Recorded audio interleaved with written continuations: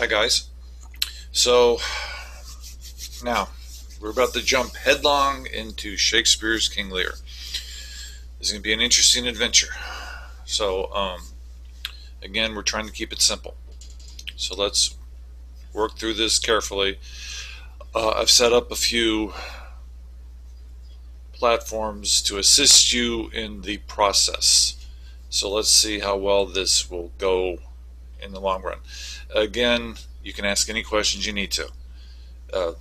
Just remember not to panic when you're watching Shakespeare. It's the most I can say. Just carefully take it in. It should be possible.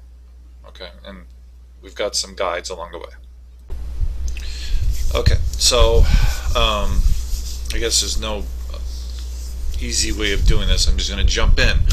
So again, I'm prepared for any questions that pop up. The main thing to remember about this whole play, it's about a dysfunctional family. They just happen to be royal.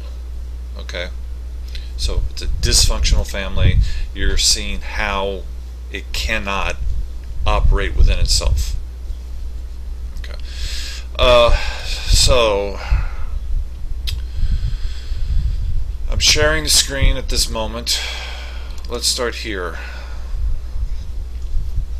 Okay, so this week, one completion grade will be given for the completion of watching the full movie of King Lear. I will have a discussion board question for you to respond to. Okay.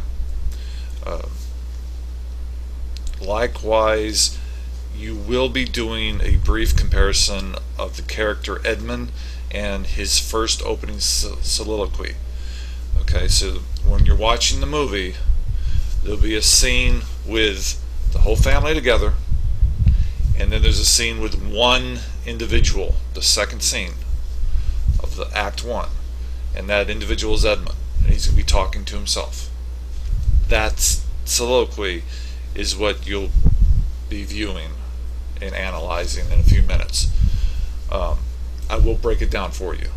Okay, on another video, we'll break it down, and then you'll have the assignment. Okay. The way you analyze his first opening discussion will be a competency grade. So that's an analytical paragraph. No more than 2/3 of a page. Maybe 1 page. Okay. Okay.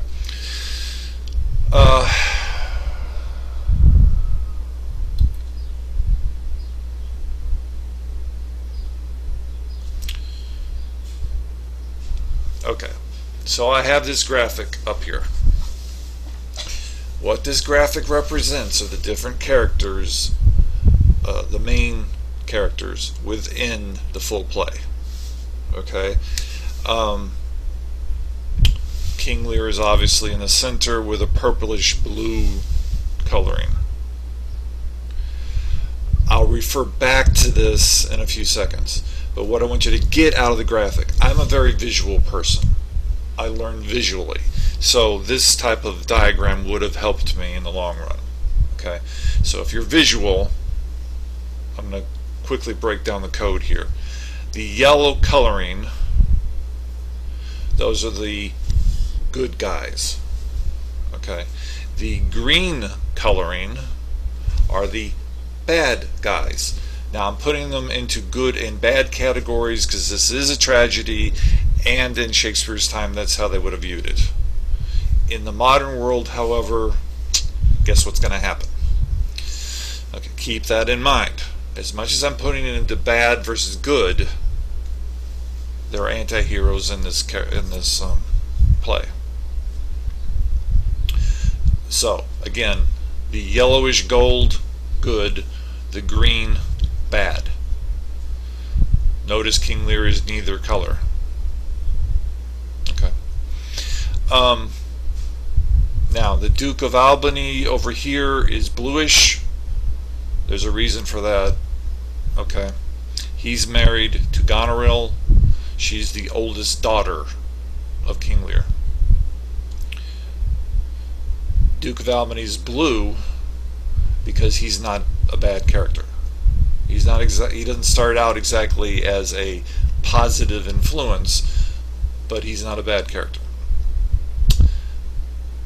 So if you look at the middle daughter, Regan, okay, she's evil, just like her older sister. Regan's husband, the Duke of Cornwall, is a horrible, abusive, bitter, violent man. Okay? There's no question about it. That's why he's green. Likewise, when you look at Cordelia, she's the youngest. Okay? She has two suitors at the very beginning of the play, the King of France and the Duke of Burgundy. Ultimately, she will marry the King of France. But I have the Duke of Burgundy over here.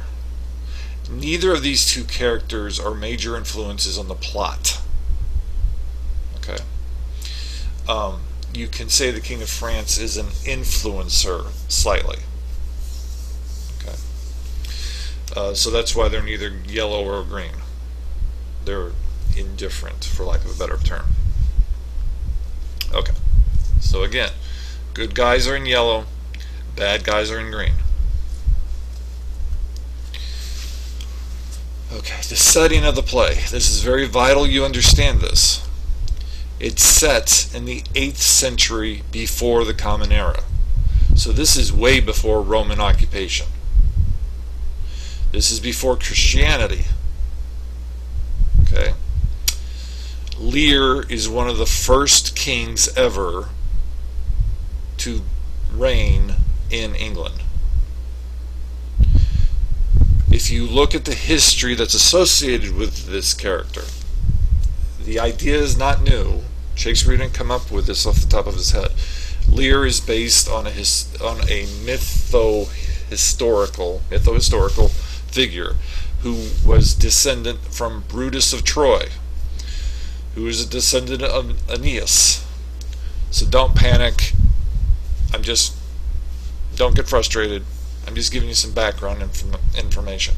If you remember the prehistory that was embedded in Sir Gawain and the Green Knight, okay, one of the main points Sir Gawain and the Green Knight was making, King Arthur is a descendant of a major epic, the Epic of Troy, the Epic of Achilles. Okay?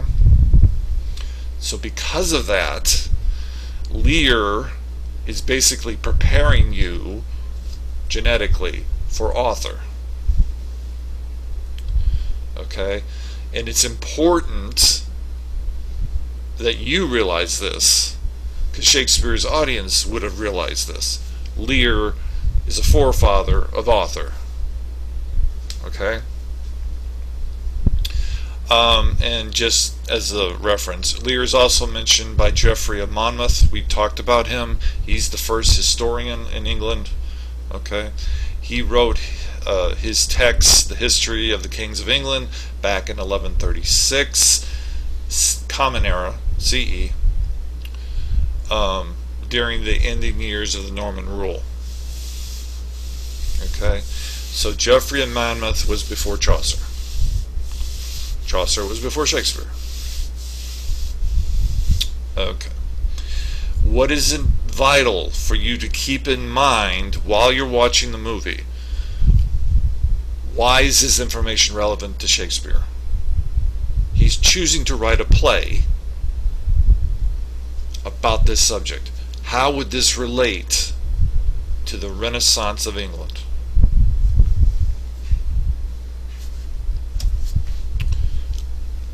Okay, now, take a deep breath. I'm going to quickly give you the plot.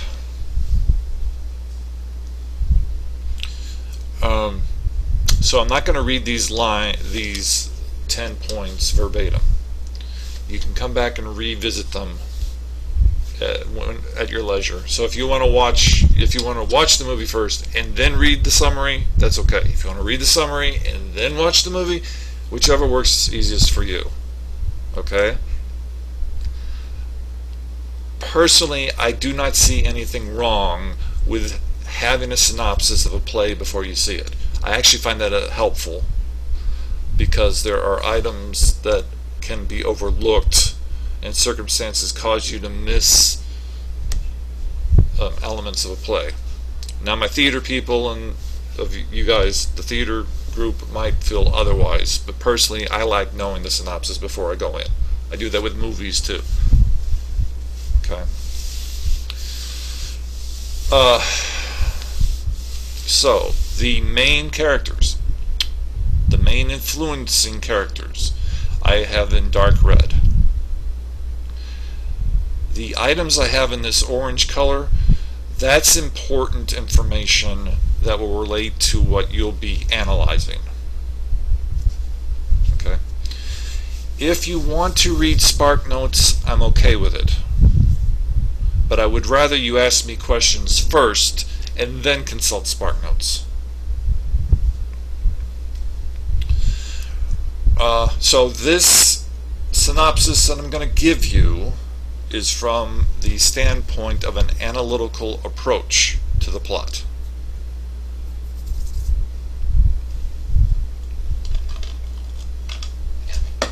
It's kind of hard to sum up this plot in 2 sentences. It can be done, but then you won't understand at all what I'm talking about. So I want to try and break down the story for you. Okay, take another deep breath. Okay, number 1, Lear. Lear is an old man. He's a king of Britain. He was a successful king, but he's at a point in his reign where he wants to step back a little. He's not abdicating the throne totally. He's only stepping back a little. He has 3 children, 3 daughters, who are old enough to have a say in political matters of England. So what Lear's going to do, he's going to divide the kingdom up. In his mind, by dividing it into 3 equal shares, his 3 daughters will be ruling over these 3 parts, and they would be operating harmoniously, keeping England united.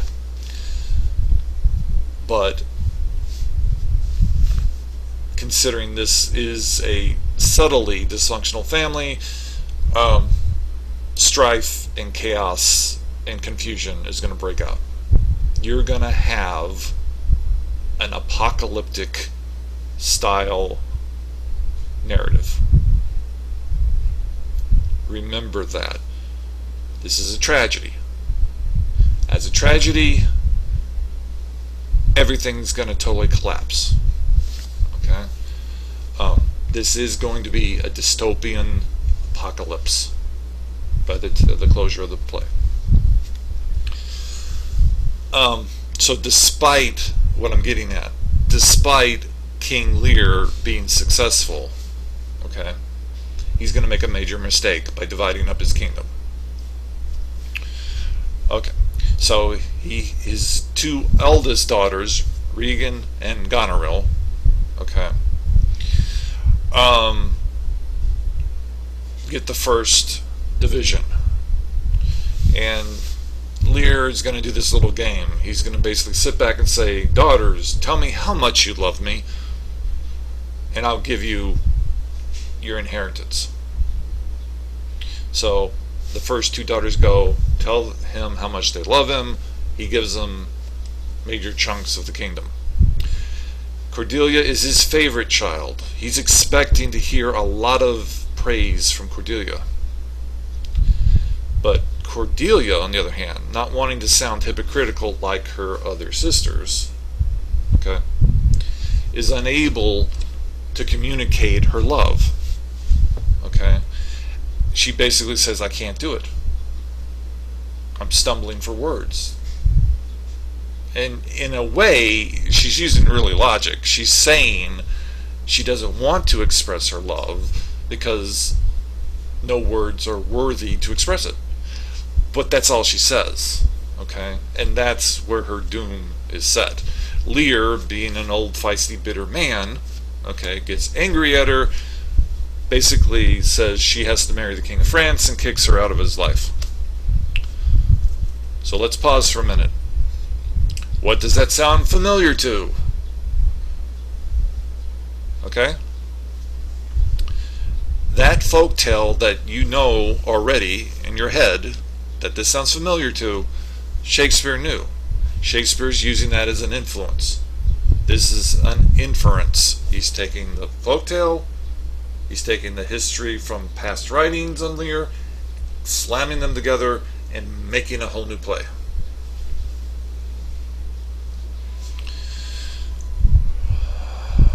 Okay. Okay, so moving forward. He banishes Cordelia, kicks her out of his life, and she's forced to move to France. One of Lear's advisors, whose name is Kent, okay, he's a major player politically in the play, within the Society of England. He tries to act as a mediator between Cordelia and Lear. Okay, it fails miserably. Lear is so mad he can't handle it. He doesn't want to listen to reason. He doesn't want to listen to compassion. So because Kent won't listen to Lear, Lear kicks him out of the kingdom, banishes him, takes away his title. Okay, that's the main major plot. Okay, then you're going to have a shift, and then Edmund's going to come forward, and Edmund solo on the stage is going to reveal his side of the equation. Edmund is an illegitimate son, so throughout the play he's referred to as a bastard. Edmund will not inherit anything from his father Gloucester.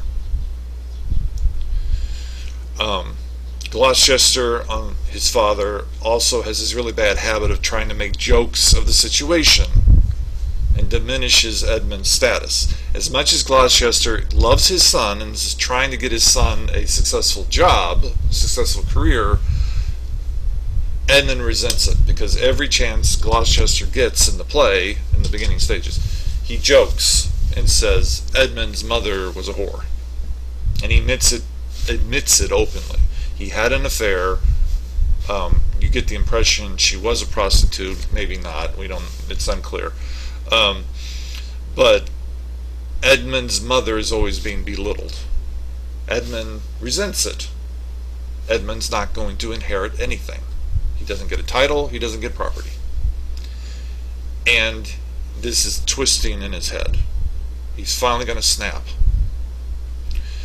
And he devises a plan in order to get his brother Edgar, there's Edgar, to get rid of Edgar so that Edmund in the end will inherit property.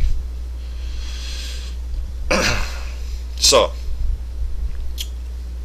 Shakespeare probably did this on purpose, and it's slightly irritating even to me, but you got the two sons are named Edmund and Edgar. You can confuse them if you're not careful. Okay, so Edmund is the bastard. Edgar is the good guy. Edgar is basically kicked out of his father's household and disguises himself as a beggar, a crazy, mentally deranged beggar, and he calls himself Poor Tom. So you'll notice some parallels between the main plot and the secondary plot. Shakespeare is being very clever. You got the main plot over here, you got the secondary plot over here. They're separate, and then slowly, as the play progresses, they start connecting and braiding themselves together until you get this really complex knot that, if you're not careful, will become very confusing. Okay. Take another deep breath. Okay, so Edmund, the bad son, okay, is going to enlist, basically, in the services of Regan and Cornwall.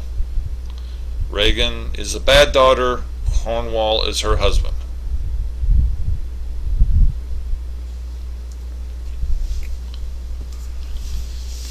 Okay. Major point 3. So, Lear is gonna, since he's stepped down slightly, okay, he's still gonna maintain his knights, he's still maintaining his title as king, he just has limited control over the majority of the political structure. So, he's semi-retired. As a semi-retired king, he's going to live with either, he's going to live either with Goneril or he'll live with Regan. He'll switch back and forth.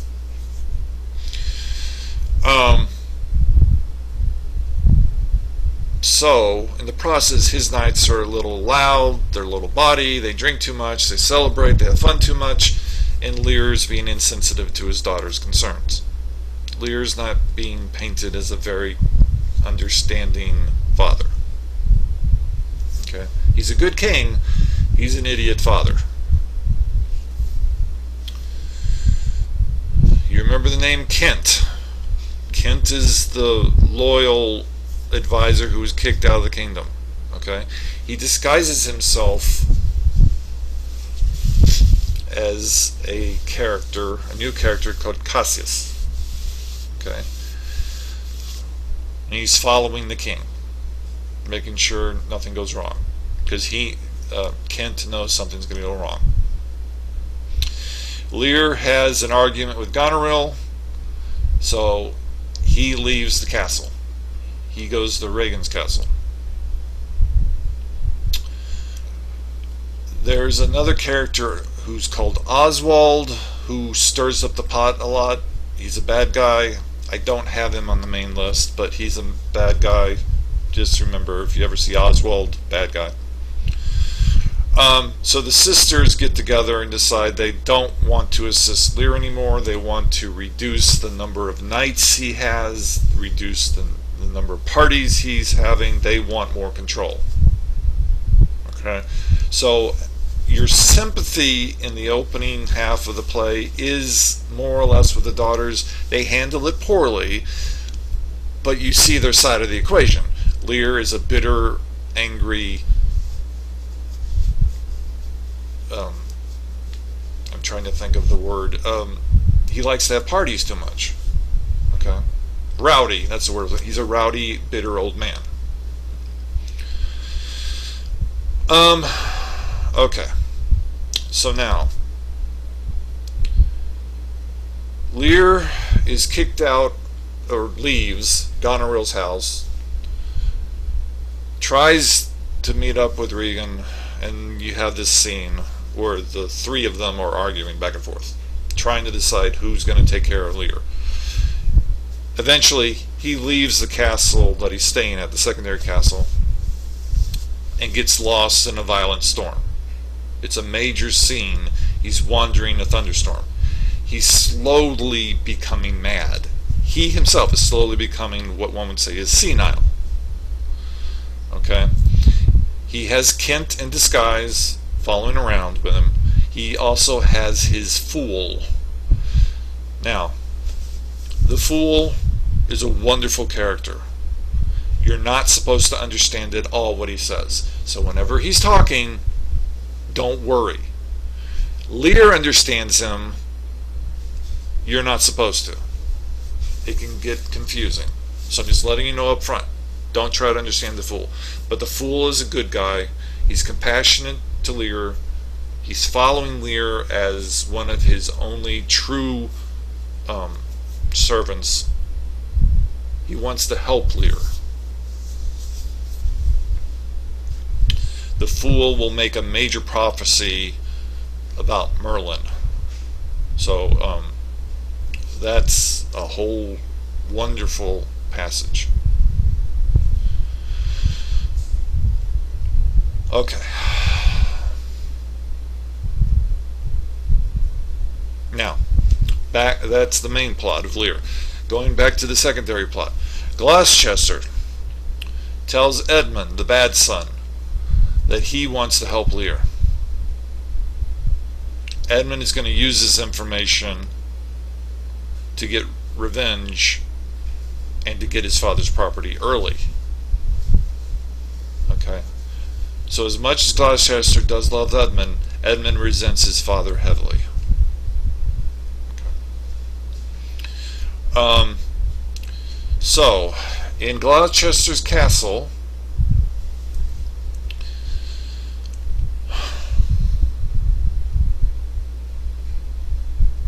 Cornwall accuses him of being a traitor, and therefore Goneril and Gloucester are going to poke the eyes out of Gloucester, blind him. This is one of the rare times in Shakespearean plays where the violence is shown to the audience on the stage. It's very dramatic. Even in modern times, it's very horrific. You have two characters physically blinding somebody on the stage. It can be squeamish, so I'm just letting you know in advance. And then they kick him out. They force him out of his own castle to go wandering in this thunderstorm by himself.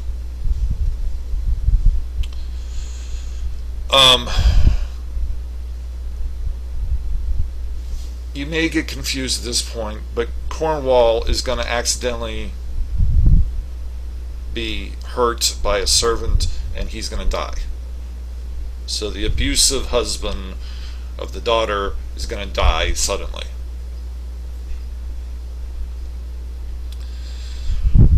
Okay, so Gloucester's wandering outside in the wilderness and it's thundering and nature's being mean. Okay. Edgar's going to bump into his blind father. So remember, Edgar's in disguise at this point as poor Tom. He's acting crazy.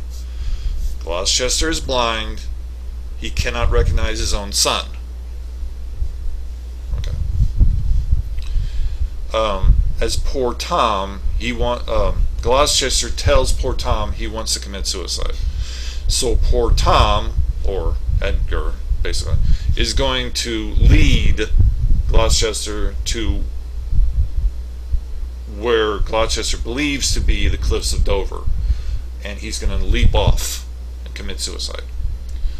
Okay, now poor Tom / Edgar is not going to let this happen, of course, but you have this wonderful tragic scene in front of you unfolding slowly where Edgar is forced to lead his father to help him with suicide. And it's very moving, okay?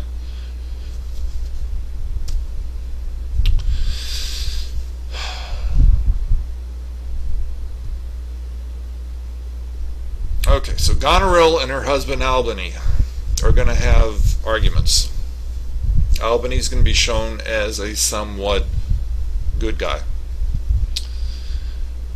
Both Goneril and Regan are going to slightly fall in love with Edmund. They're beginning to get attracted to him. Edmund's showing off his power. The thing to keep in mind as far as Edmund's concerned, he is a beautiful man. He's supposed to be charismatic. You feel sorry for him at the very beginning. You do. You feel sympathy for him. But then he makes hideous, horrible mistakes, which unfolds a lot of the drama in the play. So you end up hating him. Okay, but usually when he's portrayed in the film, in the movies and in the play, he's a handsome, charismatic individual. By any rights, he should be given a title. But his inner self, his true self, his hidden self, okay, is very ugly, very bitter.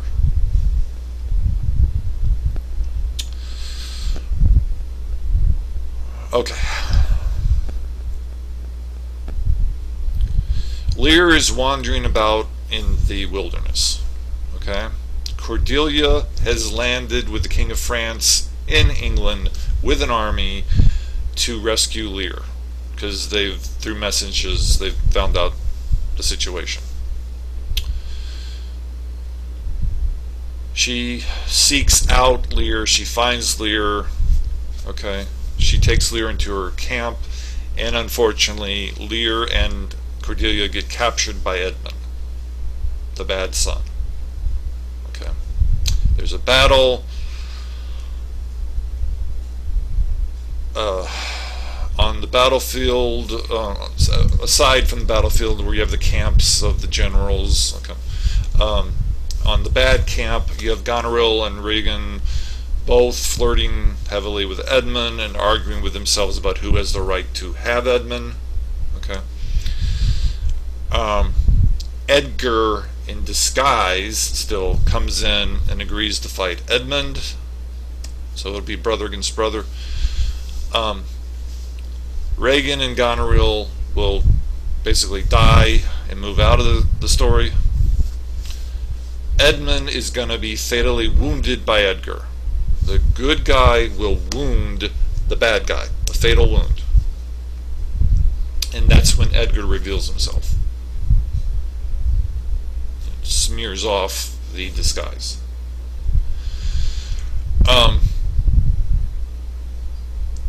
Edmund reveals he sent an order for Lear and Cordelia to be executed.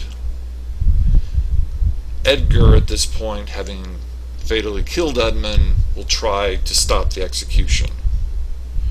But it's too late. Cordelia is hung. And then you have this very traumatic, horribly, yet at the same time strangely beautiful scene where Lear carries in the body of Cordelia. He's weeping. Okay. And in a few seconds he's going to die of a broken heart. So the whole family's been wiped out. All because of one mistake. In the end, this is where the apocalyptic, major political, social apocalypse happens. Lear dies. There are no heirs to the throne. And nobody wants to take over the throne. The play ends without a king. Okay? So, by legal rights, Albany should take over next in line. Okay? But he doesn't want to do it. He steps back and says, no, it's not for me. He suggests Kent should take over. And Kent says, no, I can't do this. I have to follow Lear. That leaves Edgar to take over. And you're left in limbo. You don't know if Edgar will take over the throne. He doesn't officially say he will. He doesn't officially say he won't. You're left without resolution. Okay? Okay, so take a deep breath. Again, these are the characters. I have put out here, I'm almost through, I have put out in Google Classroom the two performances. So if you prefer, there's a traditional, and then on the right there is the modern version. Okay. Either one is excellent. I do have King Lear, No Fear. So if you, after watching the play, coming back and reviewing the synopsis, and you want to look at the No Fear and hear the modern language, by all means do that. Okay. What will happen in a day or two, we'll be talking about passages from the original source. Okay, I'll have page numbers. So I'll scroll down to a specific page in the video and I'll hold it in place and I'll talk about a passage. Okay. So hit me up with any questions that you have. I hope you're doing okay. And we'll talk more later. Adios.